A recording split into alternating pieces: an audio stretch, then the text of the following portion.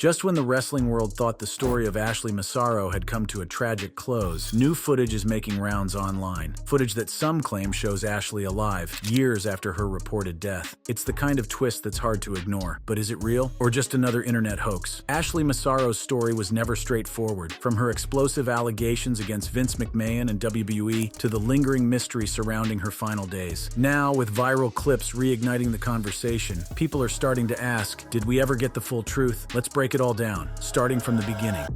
Ashley Massaro's death.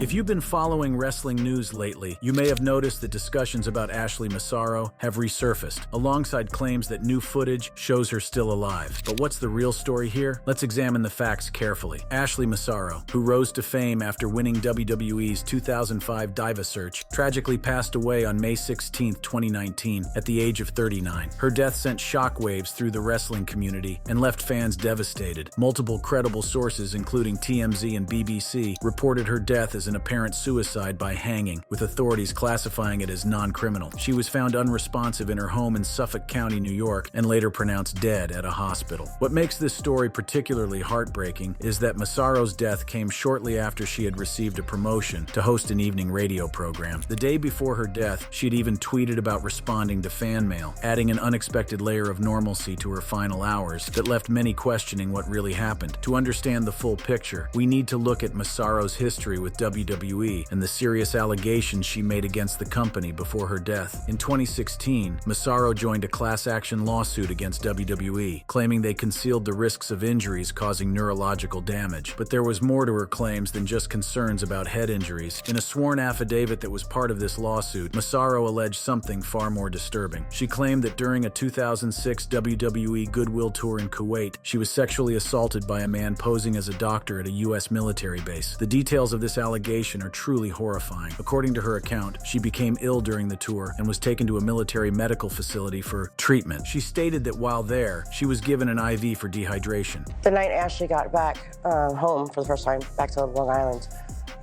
she went home, had dinner with her family, and spent a little time with them, and then she was planning to come to my house. And she ended up staying the night, and she spent about 8 hours with her head on my lap, in tears, telling me what happened to her in Kuwait and just letting it all out. And that was the first time that I heard what happened to her. In a deeply troubling account shared by Massaro's best friend Cara Pippa, in an interview with Ashley Banfield on News Nation, we learn more details about what allegedly happened. What happened was that she originally, they thought maybe she drank bad water overseas and it made her sick. So she was brought to the infirmary, and the first thing she remembers happening is waking up in that infirmary and being hooked up to IVs, and there were soldiers there singing happy birthday. And she said a gentleman in a white coat that appeared to be a doctor, but she didn't believe he actually was a doctor, walked over to her and he administered some more medication, and the next thing she remembered after that was waking up in that small closet-sized room where there was a woman at the door, and that man in the white coat had been sexually assaulting her. But the horror didn't end there, according to Pippa's account. What happened was it was the guy in the white coat and the woman basically manning the door. And when he was done doing what he was doing, the woman would throw a blanket on top of her or a sheet on top of her, and he exited the room, and she thought it was over, but then another gentleman would enter the room a few minutes later. When asked how many times this happened, Pippa provided this disturbing detail. She doesn't. She just knows that it was multiple. It was at least, I think she recalled at least 2 or 3 times that this woman would throw the blanket on her, and a new face would walk in, but she was in and out of consciousness, trying desperately to stay awake and move her limbs, and she couldn't. This description aligns with what Banfield noted in the interview. As I read the account, it seemed as though she was sort of semi-conscious and paralyzed, meaning she knew what was happening but couldn't scream, couldn't move, which is often a state of anesthesiology. Pippa also provided context about drug use in WWE at that time. Right, that's right. I have my opinions on that as well. So when Ashley first started working for the WWE, she told me in the locker rooms, it was like they handed out Soma like it was candy. Soma? Soma, it's a muscle relaxer. Okay. So it was what they would give the wrestlers when they were injured because there was no not wrestling. Sure. You had a broken arm, you take a Soma, you wrestle. So at that point, she had become addicted to Somas. So she was already in this state. And so whatever they administered to her rendered her helpless. Her body was useless to her, but her mind was there, and she saw what was happening. According to her account, after the assault, a WWE agent named Gary Hart found her and took her back to her hotel room. But in a shocking turn of events, she claimed her airline tickets had mysteriously disappeared, leaving her stranded in Kuwait after the tour ended. WWE agents allegedly left without her, and she had to arrange her own travel back to the United States with the help of a friend who was a travel agent. What happened next is perhaps even more disturbing. Upon returning to the U.S., Massaro stated that she spoke with WWE's physician, who convinced her to talk to higher-ups about the incident. She claimed she met with Vince McMahon, John Laurinaitis, and other WWE executives, but rather than supporting her, she alleged they told her to keep quiet about the assault to protect WWE's relationship with the U.S. military. The story becomes even more complicated when we look at WWE's response to these allegations. In 2017, after Massaro's affidavit became public as part of the lawsuit, WWE released a statement denying any knowledge of the incident. At no time was Vince McMahon or the management of WWE ever informed by Ashley Massaro or anybody else that she had been sexually assaulted, drugged, or sodomized by a military doctor with a nurse standing guard while on a goodwill tour in 2007 to U.S. military bases in Kuwait. In fact, if she ever articulated such a claim to WWE, we would have reported it immediately to the base commander. However, this denial has been called into question. In a recent development, John Laurinaitis' lawyer, Edward Brennan, reportedly contradicted WWE's statement, saying that most upper-level management at some time became aware of the allegations and ensured all proper WWE protocols were followed, including privacy for the alleged victim. While Brennan objected to the term cover-up, this statement suggests that WWE management was indeed aware of Massaro's allegations contrary to their public denials. It's worth noting that Massaro's claims about her assault in Kuwait and her treatment by WWE were investigated by the Naval Criminal Investigative Service, NCIS, from June 2019 to January 2020, following her death. However, the results of this investigation have not been made public, leaving many questions unanswered. But that's not all. Ashley had explosive allegations that took direct aim at Vince McMahon himself, claims that tie into a much bigger storm of controversy that's been brewing around WWE for years. Her story isn't just a tragic chapter, it's a window into a culture that many say has gone unchecked for far too long. Allegations against Vince McMahon.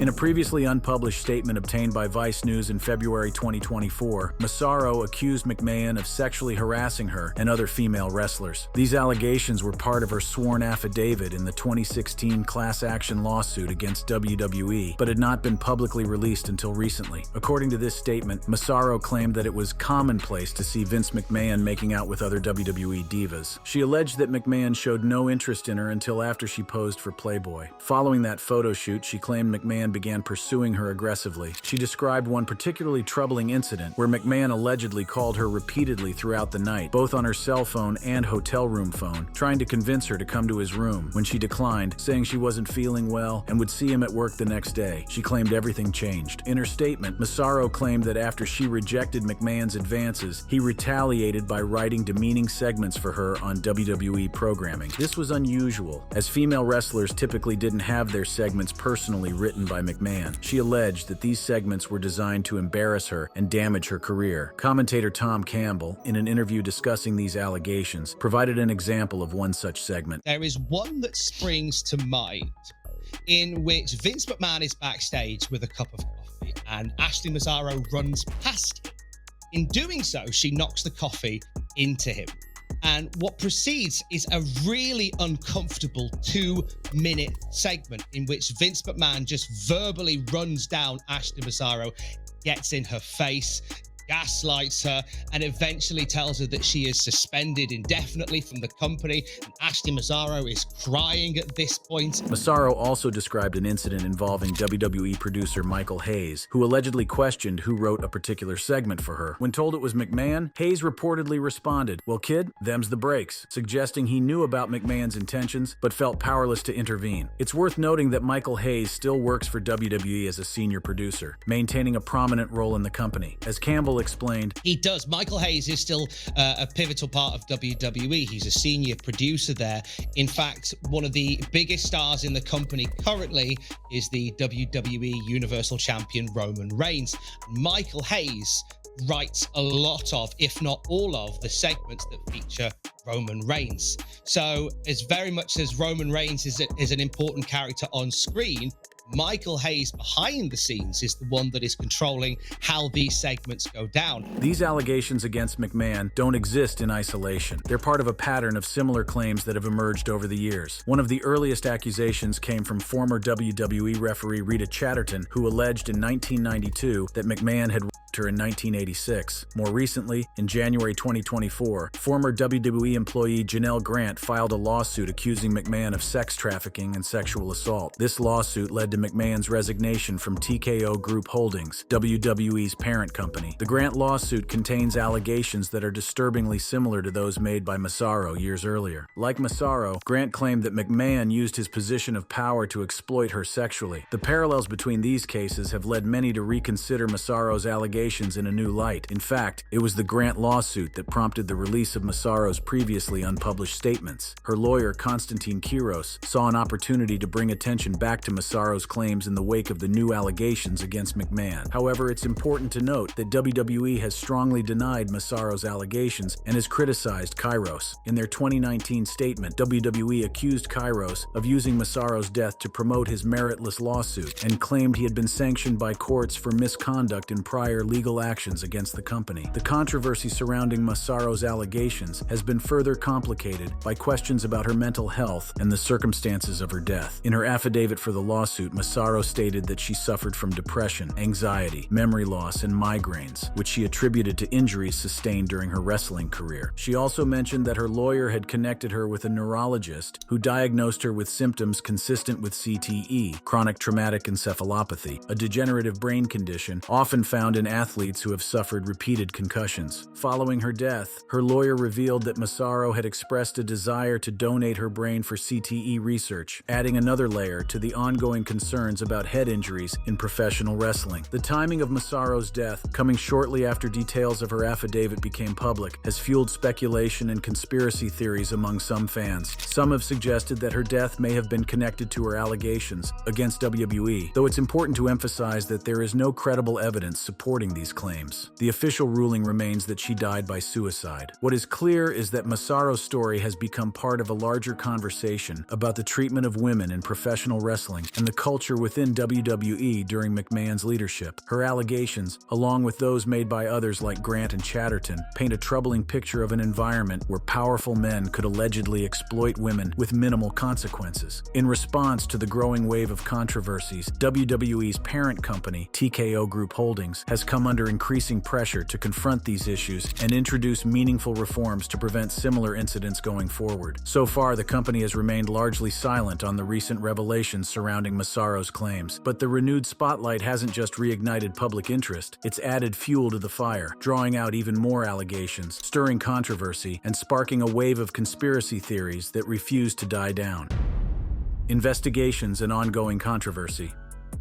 One aspect of this story that deserves further exploration is the investigation into Massaro's allegations about her assault in Kuwait. According to reports, the Naval Criminal Investigative Service, NCIS, opened an investigation into her claims in June 2019 following her death. This investigation continued until January 2020, but the results have never been made public. The fact that a formal investigation was launched suggests that authorities took Massaro's allegations seriously enough to warrant further scrutiny. However, the the lack of public information about the investigation's findings has left many questions unanswered. Another critical aspect of this story is the discrepancy between WWE's public statements and the recent comments from John Laurinaitis' lawyer. While WWE maintained that management was never informed about Massaro's assault, Laurinaitis' lawyer Edward Brennan stated that most upper-level management at some time became aware of the allegations. This contradiction raises serious questions about WWE's handling of the situation. If management was indeed aware, as Brennan suggested, then why did the company publicly deny any knowledge? And if protocols were followed, as Brennan claimed, what exactly did those protocols entail? And why did they apparently involve keeping the allegations confidential, rather than reporting them to proper authorities? These questions become even more pressing when viewed alongside a broader pattern of allegations against Vince McMahon and WWE. Massaro's claims and the recent Grant lawsuit are far from isolated. One particularly disturbing incident dates back to January 2006, Royal Rumble weekend, when WWE fans were fixated on the spectacle, unaware of what was allegedly unfolding behind the scenes. According to reports, McMahon visited a tanning salon called Tanzabar in Boca Raton, Florida. There, an employee accused him of showing her nude photos without consent and forcibly groping her inside a tanning booth. When she confronted him, McMahon reportedly brushed it off, saying he was only trying to have some fun. The incident, though not widely publicized at the time, adds to a growing list of deeply troubling accusations that continue to cast a long shadow over WWE's legacy. While no charges were filed in that case, it contributes to a concerning pattern of alleged behavior. More recently, in January 2025, the Securities and Exchange Commission, SEC, fined McMahon $400,000 and ordered him to reimburse WWE $1.3 million for failing to disclose non-disclosure agreements related to sexual misconduct allegations. According to the SEC, McMahon failed to disclose a $7.5 million payment made in 2019 and a $3 million payment made in 2022, both related to allegations of sexual misconduct. The SEC's findings suggest that McMahon may have engaged in a pattern of using non-disclosure agreements and financial settlements to keep allegations of misconduct quiet. This raises questions about how many other incidents may have been similarly handled and never brought to public attention. The Massaro case also highlights concerns about the welfare of wrestlers in WWE. In her interview with Ashley Banfield, Massaro's friend Cara Pippa made alarming claims about drug use within WWE at the time, alleging that the painkiller Soma was handed out like candy to wrestlers. These claims speak to broader concerns about the physical and mental health of wrestlers and the pressures they face to perform despite injuries. The 2016 class action lawsuit that Massaro joined was primarily focused on these issues, particularly the long-term neurological damage that can result from repeated head injuries. Massaro's lawyer had connected her with a neurologist who diagnosed her with symptoms consistent with CTE, a degenerative brain condition that can only be definitively diagnosed after death. Following her passing, her lawyer revealed that she had expressed a desire to donate her brain for CTE research, underscoring her commitment to addressing these health concerns within wrestling. It's important to note that while conspiracy theories have emerged suggesting foul play in Massaro's death, the official determination remains that she died by suicide. There is no credible evidence to suggest otherwise. However, the circumstances surrounding her death, particularly the timing shortly after details of her affidavit became public, have led some fans to question this conclusion. Adding to the tragedy, Massaro's brother Ronnie was fatally stabbed in New York City in November 2020, a seemingly unrelated incident that nonetheless added another layer of sorrow to her family's story. Ronald "Ronnie" Massaro, 39, was attacked around 9:15 p.m. near the corner of West 38th Street and 8th Avenue in Midtown Manhattan, just outside a Two Brothers pizza shop. Emergency responders found him unconscious with stab wounds to his torso. He was rushed to Bellevue Hospital but was pronounced dead shortly after arrival. The very next day, 52-year-old Lawrence Downey was arrested and charged with second-degree murder. Surveillance footage reportedly showed Downey following Ronnie down the street before attacking him with a 6-inch kitchen knife. The seemingly random nature of the assault left investigators and the public wondering if there was more to the story. Those close to Ronnie said he had been working hard to overcome personal struggles, especially a battle with alcoholism that worsened following Ashley's death in 2019. He had recently completed a rehabilitation program in Long Island and had traveled to Manhattan shortly before the incident, perhaps seeking a fresh start. Ronnie was remembered not just as Ashley's brother, but as a kind and creative soul. His girlfriend, Carly Marie Delval, described him as artistic and stylish, someone who could craft beauty from scraps of wood or metal. A family friend, Keith Hanlon, recalled how Ronnie served as a role model for Ashley's teenage daughter and dreamed of launching his own fashion brand. To lose both Ashley and Ronnie within just 18 18 months was a devastating blow to the Massaro family. 2 lives cut short, leaving behind a haunting legacy of grief, unresolved questions, and what-ifs. The back-to-back tragedies of Ashley and Ronnie Massaro have raised more than just sympathy. They've sparked suspicion and speculation, especially given the timing and nature of Ashley's explosive allegations against Vince McMahon and WWE. When we look at the broader implications of Massaro's allegations, they raise serious questions about the culture within WWE during McMahon's leadership and the company's handling of harassment and assault allegations. The similarity between Massaro's claims and those made by Janelle Grant suggests that the issues she described may have been more systemic than isolated incidents. WWE has undergone significant changes since Massaro's time with the company. In 2022, following the initial revelations about McMahon's non-disclosure agreements, he temporarily stepped down as CEO. Although he returned in early 2023 as executive chairman during the company's sale to Endeavor and the formation of TKO Group Holdings, he resigned again in January 2024 following the filing of Grant's lawsuit. The current leadership of WWE and TKO Group Holdings faces the challenge of addressing these historical allegations while moving the company forward. As former sex crimes prosecutor Ann Bremner noted in a discussion about the Massaro case, I just can't believe what's been going on for so long.